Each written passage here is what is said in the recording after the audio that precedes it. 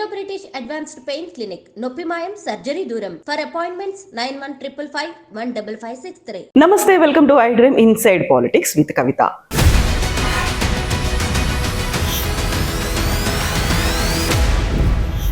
Sir, మీరు ముందు నుంచి ఫోకస్ పెట్టాల్సిందంతా కేంద్రమైన రాష్ట్ర ప్రభుత్వాలైనా పిల్లల విద్య మీద ఫోకస్ పెట్టాలి, అందరి వైద్యం మీద ఫోకస్ పెట్టాలని ప్రభుత్వాలు ఆ దిశగా ఆలోచనలు చేస్తున్నాయా సార్? తెలంగాణ రాష్ట్ర ప్రభుత్వంలో వెరీ రీసెంట్గా గురుకుల పాఠశాలలు కావచ్చు, గవర్నమెంట్ స్కూల్స్లో ఫుడ్ పాయిజన్ అవుతుంది, హాస్పిటలైజ్ అవుతున్నారు. రీసెంట్గా వాంకిడి నుంచి నిమ్స్కి వచ్చినటువంటి అమ్మాయి 20 రోజుల పాటు పోరాడి హాస్పిటల్లో చనిపోయింది. సార్, ఎందుకు ఇంత ఫుడ్ పాయిజన్ అవుతుంది? ఫుడ్ మీద ఫోకస్ పెట్టలేకపోతున్నామా మనం అసలు? కవిత, మీరు చెప్పినటువంటి దారుణమైన సంఘటన గురించి నేను పత్రికల్లో చూశాను.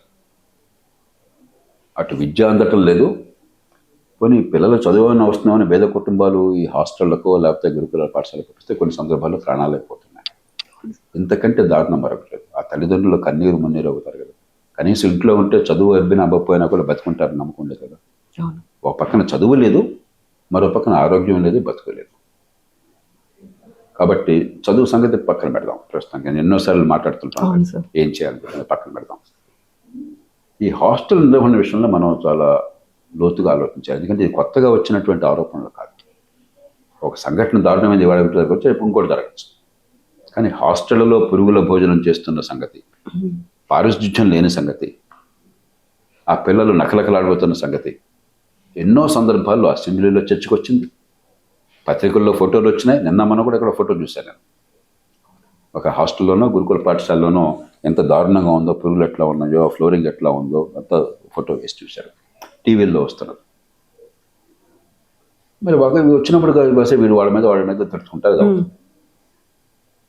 మనం ఈ ఆహారం వరకు ప్రభుత్వం డబ్బులు ఇచ్చి నిజమైన ధార్మిక సంస్థలను సమాజంలో 10 మందికి అన్నదానం చేద్దాము, బేదల బిడ్డలను ఆడుకుందాము, చేతనైన జేబులోంచి పెట్టుకుందాము అని వచ్చేవాళ్ళు ఇప్పటికే ఉన్నారు. వాళ్ళు ఏమవుతుందంటే దీని నుంచి డబ్బులు తిందామని కాకుండా వాళ్ళకైతే నమ్మకం ఉంటుంది. వాడు దేవుడి మీద భక్తి ఉండొచ్చు, లేకపోతే పుణ్యకార్యమైన భావన ఉండొచ్చు, 10 మందికి సాయం చేద్దామన్న వదాంజత ఉండొచ్చు, ఏ కారణం ఉన్న వాళ్ళు అలాంటి వాళ్ళు సమాజంలో ఉన్నారు. వాళ్ళకి అప్పు చెప్పామనుకోండి, కనీసం ఈ ఆహారం వరకు పౌష్టికాహారం, రుచికరమైనది, మరి పరిశుభ్రమైనది అది ఏర్పడగలిగితే విద్య మీద మీరు పడవచ్చు. ఇప్పుడు ఉదాహరణకి ఈ మన ఫౌండేషన్ పెట్టారు, రెడ్డి ల్యాబ్స్ వారు, మిగతా సంస్థలు కలిపి ఇస్కాన్ కూడా చేస్తుంది, అక్షయపాత్ర, అలాగే ఇస్కాన్ చేస్తుంది, అక్షయపాత్ర, మరికొన్ని సంస్థలు ఉన్నాయి. వాళ్ళు ఎవరు డబ్బు కోసం చేయట్లేదు. ఈవేళ మీరు సోషల్ హాస్టల్లో సగటున జరిగే పరిస్థితి ఒకసారి చూడండి. తెలంగాణలో నేను విన్నంత వరకు 490 ఎన్నో బీసీ హాస్టల్స్ ఉన్నాయి, 50,000 మంది పిల్లలు ఉన్నారు. ఎస్టీ హాస్టల్స్ ఒక 190 ఎన్నో ఉన్నాయి, ఒక 20,000 మంది పిల్లలు ఉన్నారు. ఎస్సీ హాస్టల్ సంఖ్య నాకు సరిగ్గా తెలియదు, బహుశా 500 ఉంటాయి, అక్కడ 60-70 మంది ఉంటారు స్థూలంగా. ఇది ఒక సగటు హాస్టల్ మీరు చూసినట్టయితే 100 మంది పిల్లలు కూడా చాలా చోట్ల లేరు. 490 హాస్టల్లో 60,000 మంది పిల్లలు ఉన్నారంటే సగటున ఎంతమంది ఉంటున్నారు? 100 మంది, 120 మంది. 120 మందికి ప్రభుత్వం ఇచ్చే డబ్బు సుమారుగా నెలకి 1,200-1,400 ఆ బిడ్డ వయసుని బట్టి. 120 మందికి 1,200 రూపాయలు వేసుకోండి ఆ నెలకి. ఎంత అయింది? 120 × 1,200 1,50,000 రూపాయలు. అంటే మీరు అంత న్యాయంగా, నిజాయితీగా పిల్లలందరూ అక్కడ ఉండి దొంగ లెక్కలు వేయకుండా ఉండి అన్నీ ఏమీ తప్పు లేదనుకున్నా కూడా మీరు పెట్టే ఖర్చు 1,50,000 రూపాయలు. అవన్నీ కూడా పిల్లలకే చెందేట్టయితే అనుకుంటే సిబ్బంది అక్కడ సగటున ఒక్కో హాస్టల్కి కనీసం 3 ఉంటారు. వార్డెను, డెప్యూటీ వార్డెను, కుక్కు, లేకపోతే వాళ్ళకి మీరు ఎక్కడైనా మీరు సర్వే చేయండి. సగటున ఆ 3-4 సిబ్బంది జీతభత్యాలు నెలకి కనీసం 2 లక్షలు, 2.5 లక్షలు ఉంటాయి కనీసం. బహుశా 3 లక్షలు కూడా ఆడవచ్చు. అంటే 1,50,000 రూపాయలు ఖర్చు పెట్టడం కోసం 3 లక్షల జీతాలు ఇస్తున్నారు. అయినా కూడా ఏది ఎక్కడ అవినీతి లేదనుకుంటే ఇదేమన్నా తెలియగల పనే? మనం ఇచ్చే డబ్బు పిల్లలు తిండికి వెళ్ళాలి కానీ జీతభత్యాల కోసం వెళితే ఎట్లాగా? అంటే చదువు రాకపోయాయి, డబ్బు వృధా అయిపోయాయి, పిల్లలకి పౌష్టికాహారం అందకపోయాయి, చివరికి పారిశుధ్యం లేకో మరొకటో ప్రాణాలు పోతుంటాయి. కాబట్టి ఒకసారి రాజకీయ వ్యవస్థ, పార్టీలు, పక్షపాతాలు పక్కన పెట్టి భోజనం ఏర్పాటు నిజమైన నిజాయితీ అయిన స్వచ్ఛంద సంస్థ గుర్తించిన మళ్ళీ మీ బామ్మరిద్దో లేకపోతే మీ కోడలదో మీ కొడుకుతో సంస్థలొద్దు. పేరెన్నిక కన్నా స్వచ్ఛంద సంస్థలు ఉన్నాయి. ఇందాక మీరు చెప్పారు, ఇస్కాన్ కావచ్చు, అక్షయ పాత్ర కావచ్చు, నాంది ఫౌండేషన్ కావచ్చు, మరొకటి కావచ్చు. ఈ కార్పొరేషన్ వారిని అడిగితే సంతోషంగా వచ్చేస్తారు. CSR activity. ఆ ప్రభుత్వం మీ చేతనాన్ని మీరు ఇవ్వండి, మిగతాది వాళ్ళు చూసుకుంటారు. ఇక చదువు మీద పడండి మీరు. విద్యా ప్రమాణాలకు ఏం చేయాలో చాలాసార్లు మాట్లాడుతున్నారు. ఇవాళంతా కూడా 190 మందికి పొట్టగోస్తే అక్షరముక్కలను చదువు వస్తున్నారు, కాగితం మీద సర్టిఫికెట్లు. దాని మీద దృష్టి పెట్టండి, విద్యా ప్రమాణాలు పెంచండి. నిరుపేదల పిల్లలకి దేవుడు తెలివితేటల్ని సంపన్నుల పిల్లలతో సమానంగా ఇచ్చాడు. తెలివి బయటపడాలంటే మంచి విద్య అందాలి, అది అందించట్లా. ప్రభుత్వం ఖర్చు కనిపిస్తోంది తప్ప 1,000 కోట్ల రూపాయలు. చదువు లేదు, ఆహారము లేదు, ఆరోగ్యము లేదు. ఏం చేస్తున్నాం మనం? కాబట్టి నేను కోరేది, సరే ఈ పార్టీ ఆ పార్టీని తిడుతుంది, ఆ పార్టీ ఈ పార్టీని తిడుతుంది, కానీ మౌలికమైన అంశం నేను చెప్పిన మాటలు కలిసి ఆకలింపు చేసుకోండి. దీనిలో ఎక్కడ దురుద్దేశంతో మాట్లాడట్లేదు, ఎవరి మీద కోపంతో మాట్లాడట్లా. దీనిలో పార్టీలు దురుద్దేశం ఉందని అనుకోవట్లా, కానీ ఎవరు దృష్టి పెట్టట్లా.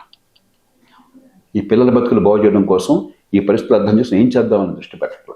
కనీసం ఈ దారుణమైన సంఘటనల నుంచి పాఠాలు నేర్చుకుని ఈ ఆహారం ఇచ్చేది పౌష్టికాహారము, పరిశుభ్రమైన ఆహారము, మరి రుచికరమైన ఆహారము అందే ఏర్పాటుని మీరు మిగతా సంస్థల ద్వారా చేసి విద్య మీద దృష్టి పెట్టండి.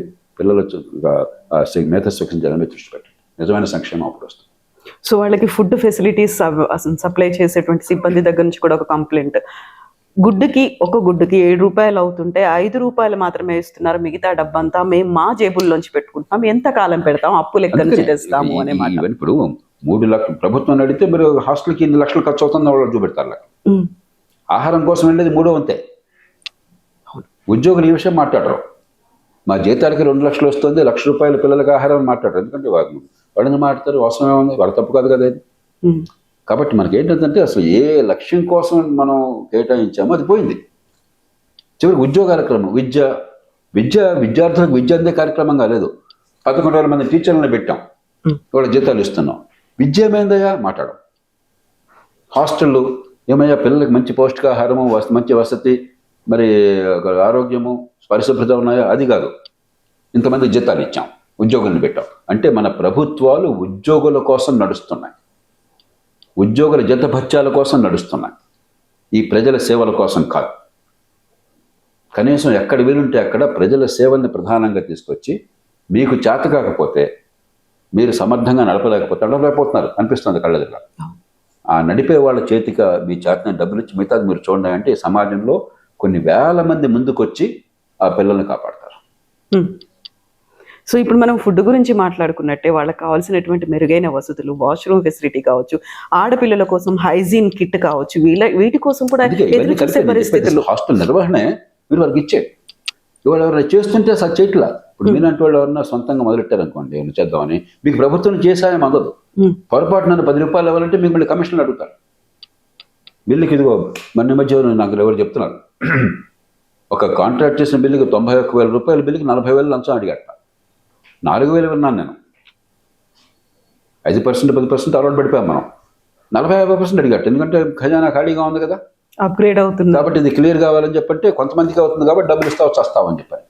ఈ స్థాయికి వచ్చాక ఇంకా ఇవన్నీ మాట్లాడడం ఎందుకు? కమ్మడి భోజనం అని ఒకటి ఉంది సంస్కృతంలో. అపరిశుద్ధమైన గొంగళిలో భోజనం చేస్తూ అన్నంలో వెంట్రుకలని వాకపోతే ఉపయోగం అన్నా మనం మోసం చేసుకోవడం తప్ప. అంతా వెంట్రుకలే అక్కడ ఉంది, అంతా అశుద్ధమే, అంతా చెదారమే.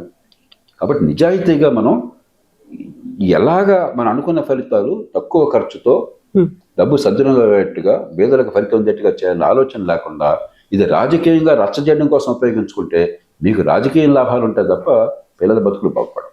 అక్కడ పోతున్నవి ప్రాణాలు, పిల్లల ప్రాణాలు పోతున్నాయి.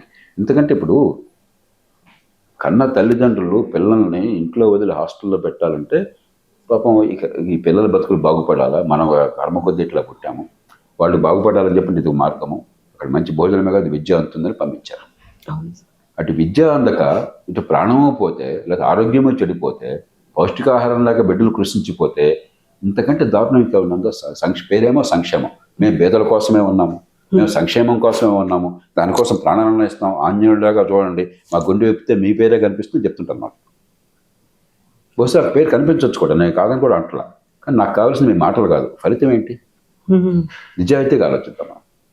నిజాయితీగా బేరోజు పెడతాం. ఈ పిల్లల బతుకులు బాగుపడుతున్నాయండి, 1,00,000 కేసులు 1 కేసు పొరపాటు జరిగింది అన్నారనుకో నేను ఒప్పుకుంటాను, నేను వెంటనే విరమించుకుంటాను. నిజాయితీగా గుండె మీద చేసి చెప్పండి, ఈ హాస్టల్కి పంపించే వాళ్ళ పిల్లలందరి బతుకులు బాగుపడుతున్నాయి, వాళ్ళ భవిష్యత్తు భరోసా ఉంటుంది, వాళ్ళకి మంచి విద్య అబ్బుతోంది, నైపుణ్యం పెరుగుతోంది, మంచి ఆహారం అందుతోంది, వాళ్ళు పౌష్టికంగా ఎదుగుతున్నారు అని మీరు చెప్పండి. నేను ఛాలెంజ్ చేస్తున్నాను. అప్పుడు మొత్తం విమర్శను నోరుమని చేయొచ్చు మనం. ఏ పార్టీ అధికారంలో ఉన్నా సరే ఈ పార్టీ ఆ పార్టీ సంబంధం లేదు. ఇది పనిచేయట్లా. మనం మోసం చేసుకుంటున్నాం, ప్రజలను మోసం చేస్తున్నాం, ప్రజాధనం వృధా చేస్తున్నాం. ఒక్కసారి కాస్త లోతుగా ఆలోచించి కొత్త పద్ధతులు ప్రవేశపెట్టండి.